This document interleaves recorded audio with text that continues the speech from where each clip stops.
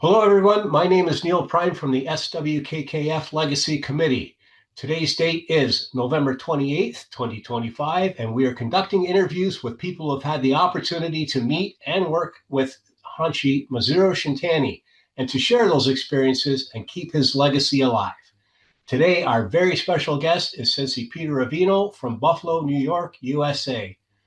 For the record, please state your name and rank or ranks. Thank you, Sensei. I'm Peter Avino. I'm a ninth Dan out of Buffalo, New York. I've obviously been training in Wado Kai for a long time.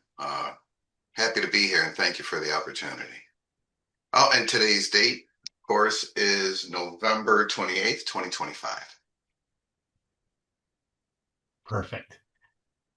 So, what ranks do you hold? And I say ranks, if it's multiple styles. Yep, yep. So I hold a ninth in Wado. I have a fifth in Shindo. I have a blue belt in Brazilian Jiu-Jitsu. And I unofficially have a brown belt in Kenjai Jiu-Jitsu. Excellent. How many years have you been involved with the martial arts? Um, 46 years. Still learning. Just starting to get it. I hate asking that question because everyone I'm asking that has any record of Sensei Shintani, it's always a big number, right? Yeah, Um, yeah. Hates ourselves. So you mentioned briefly what are the martial arts backgrounds and the studies that you or styles that you've studied? Sure. I started out as a young pup in Kempo, and it was full contact Kempo with, full gear, everything, cups, mouth guards. And I found Wadaru and really enjoyed the techniques and the fighting style. And then along the way, like I said, I studied jujitsu for a couple of years with a local teacher in his group, and I was awarded a brown belt. I just never accepted it because I wasn't part of their organization. I've done Brazilian Jiu-Jitsu course along the way. Anyone who's done fighting, you've done some boxing as well. Probably did 18 months of hard boxing. Great. So how did you get it started? Honestly, my dad passed away when I was quite young, like I was 12, and we weren't well off, and I needed to protect myself. I needed to take care of myself. Interesting. So what are your personal accomplishments related to the martial arts? Well, a decade or two ago, I might have stated like actual accomplishments as in achievements, but I look at it now as being able to share valuable knowledge and always being hungry for more of that knowledge. And having that acknowledgement from peers, having that acknowledgement from students. It's not that it's not valuable, but having that acknowledgement from other experienced, seasoned individuals, my peers, that I've combated against, trained under, hopefully taught to, those are what I found to be my most valuable accomplishments. Excellent. So what was your first encounter with Hanshi Shintan? Well, I was young, and I remember my instructor. It was my first tournament. I was a white belt, mid-teens, and my instructor mentioning that, pointing over and saying that that was Sensei. And I think the main thing is like he was so unassuming. He was the old man, the grandfather, going and talking to the kids in the kids division. So that kids white belt division, he spent. That's where I saw him spend probably 10 minutes. So my initial impression of him was very unassuming. Excellent. So what is your favorite memory of Hanshi Shintani? Oh, it's it's the the time that I got to train underneath him when he was doing this thing that he called Shindo. I literally, my instructor drove up from Buffalo, like, about hour and a half up from Buffalo. And I got to train with him and I was so excited for this. And I remember that he was excited to teach. And I was thinking, I'm going to learn all this stuff. And it was in the stairwell of this old building, this cultural center that he taught in, and we sat in that stairwell. He literally came out and cut broomsticks, the handles from broomsticks, and gave that to us, wrapped it in tape. And he said, I've been working on this thing for a while now. It's Shindo. And he actually said, it may change when we start training it, because I may change some things. And I had not, at that time, I hadn't realized, like, I was at the creation of something, the development of something. But it was those times that was the moments I got to work like right next to him, right with him. And each of those moments was, something that I could not believe how much I could learn. That's a pretty cool experience, something that you're always going to remember. How did Hanshi Shintani make you feel? Um, he enabled people. Um, so it wasn't like he made you feel happy. He showed you how you would be able to accomplish things that you wouldn't be able to accomplish. So, I'm cautious to say that it made me feel a certain way. I can say it brought peace, right? Everyone, that's kind of some of the things that we're looking for when we do this. And he didn't encourage by saying you can do this. He simply would state, yeah, you can do that, just practice this way. And there was no hesitation in it, so you believed it. So that's how he enabled you to believe in yourself. Very, very nice. What struck you most about Hanshi Shintani? Oh, that he was so unassuming, but with a few words he could impart volumes of knowledge, and not momentary. Like, every time I would work out with him, it would be a week later and I would be working something and I would be thinking, that's what he meant. And to be able to do that, it's not just, obviously we do that as trainers at a physical level, but to get you to think past your physical capabilities and to persevere, those were the things that impressed me. Excellent. What inspired you most about Hanshi Shintani's character?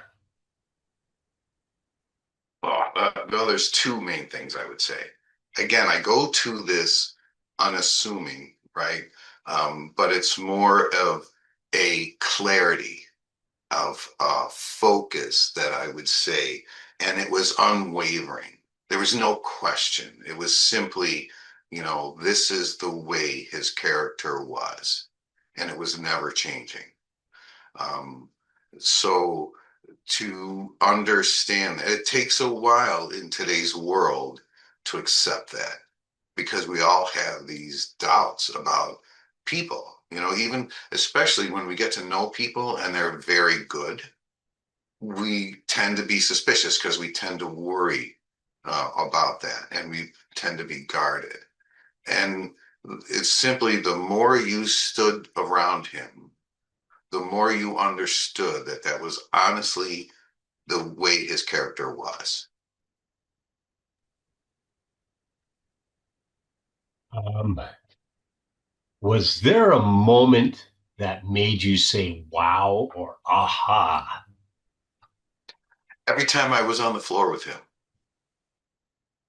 um, because no matter how much I worked something, I would see him do it, and I would think, I did not know it could be done that way.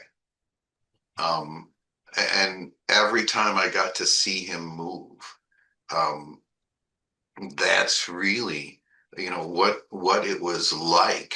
I mean, if I saw him 2 days in a row and saw him do the same technique, I still would be, I can't believe that it can be done. And Sensei's technique, and it, he wasn't powerful. His technique was powerful. He wasn't fast. His technique was fast, and he showed that. He showed that technique conquers all. So, is there a favorite technique Hanshi Shintani showed you? Perhaps something that you taught or still teach today? It's not a particular technique as much as it is his timing. So when I say technique, other people may say, "Oh, I love this combo," or "I love this method that he did the katas." I loved his timing, and this technique that I talk about, this movement, it transcends whether it's kata or sparring or self-defense. It's to me what I sought to transcend all of that, and his technique gives everyone the ability to be much quicker, to be much powerful. Like your size does not matter based on this technique. So, and I try to teach that regardless, whether it's a kick, a punch, a block, a kata. That's what I try to impart on everyone. So, what is the one thing about Hanshi Shintani that you think he should be remembered for? Uh, you know, again, it goes to the fact that his character and anyone's character, he showed that having a good character can transcend a personal space, that it can make a difference in who you are, and it can make a difference in so many people around you. And a lot of us, even, a lot of us may be guarded about that, but he showed that, it's just like training, right? There may be some difficulties to it. It's not going to be easy, but that character is what made so many other people, inspired so many other people, that that's what I would say. uh, and we do that through martial arts. We do that through perseverance, right? Uh, uh, uh, One saying is, the hammer forges iron and breaks glass. um, and we sometimes think that that's how we have to train physically, but that may happen. But it's all, if you don't have that mentally, it doesn't matter what you train. So that's the thing that I would say that you should remember. That I've been taught that. I've seen that. I have seen that in my time. That's actually happened. That the legend was real. Absolutely real. Uh, so, what would you like to say to the students that have never had the opportunity to meet Hanshi Shintani? That like I just said, I have seen this, and hopefully I show some of that to the students, that I didn't come up with this on my own, that I have seen it. And I'm a person, and I'm a person that I need to see facts, not the doubting Thomas, but I'm a person, I need data, right? I'm not going to just go on hearsay. And I have seen that. So, again, just like Sensei's character, hopefully I'm showing that, like, that if I tell you it's the way it is, that even if you doubt it, that after time, by my example, that you can see that. And I'm talking, right, most of us have had a few decades experience with Sensei. And when you look at that over a few decades, that kind of character, proves to be true, right? That's what I would want them to know. I mean, simply put, if Sensei didn't shake someone's hand, or just walked away. That was a serious offense. That was something like a judgment of character that, that was very bad. And likewise, when Sensei smiled at someone and shook their hand and went over to them, that was a good sign. So that's what I would say is um, transcends into our success in martial arts and in life, right? Then that's the what I say is the most important thing I want them to know. Now, here's one of the hardest questions I found. Can you describe Hanshi Shintani in one sentence? I I would have to say impeccable character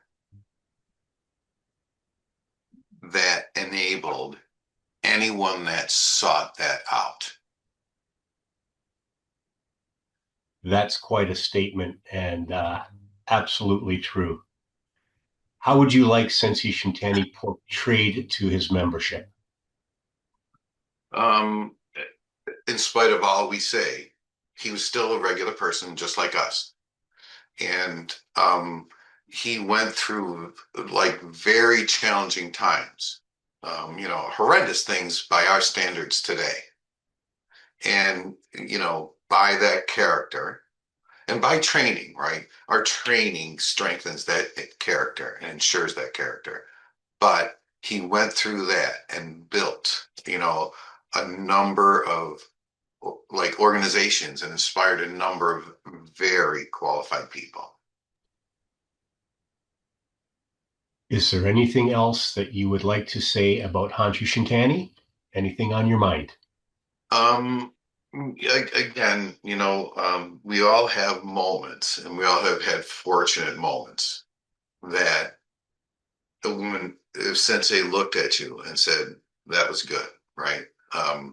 That was a standard, that, it, you know, we all saw it, no matter how far in our careers and our lives we always sought his approval, but it's not an emotional approval. It was always like, that's the right thing to do, right? It was more of a judgment, a Mhm. marker. And I would hope that I've been able to do that for my peers and my students. And to be able to remember that as a guide, as a marker, is how we really do make a difference. If you want to make a difference, if you want to make the world a better place, and I know we hear these things saying like, well, it all starts with you. But it doesn't, it can't end there. What Sensei taught us is we need to let others know, how that character should be, right? It's not like is it something that should happen or not? It was always like, well, this is the way it should be, right? So I would say, in closing for everyone, that would be the one thing. If you don't know that, did not know that man, that he was a regular man that had these characters that transcends, the generations. And this is what we're trying to keep alive. Mhm, mhm. Well, as we wrap it up, do you have anything else on your mind on this discussion? I do hope that some of our membership read through, and go through these recordings. They're really valuable, and obviously, myself going through them, seeing my peers, brings back a lot of memories. For those who don't have those memories, think about there's something consistent we're all saying through this, through our different paths that brought us all here. There's something consistent we're all saying. And that is, pretty much from that sensei. So, what I would say is you can go, and learn fighting and all that. But if you want to stick with it for a few decades, like some of us have, it's got to be more than just fighting. It's got to be this character. Absolutely. Well said. Sensei Peter, I really, really appreciate your time today and sharing your memories and thoughts on Hanshi Shintani. I knew that you were not going to bring up this as far as any of your accomplishments go through Wado, but I do want to mention to the people that are watching this video that although you had lots of time with Hanshi Shintani, Sensei Bob Graham was the original instructor. Sensei Bob Graham was named the successor to the Shintani Wado Kai Karate Federation in the USA. And within, I think it was what, a year and a half, 2.5 years ago, Sensei Bob Graham named yourself, Sensei Peter Avino, as his successor to the Shintani Karate Federation in the United States. And that to me just validates everything that you have done in your Wado life. So thank you very, very much for your time. It's my pleasure. Thank you. Thank you.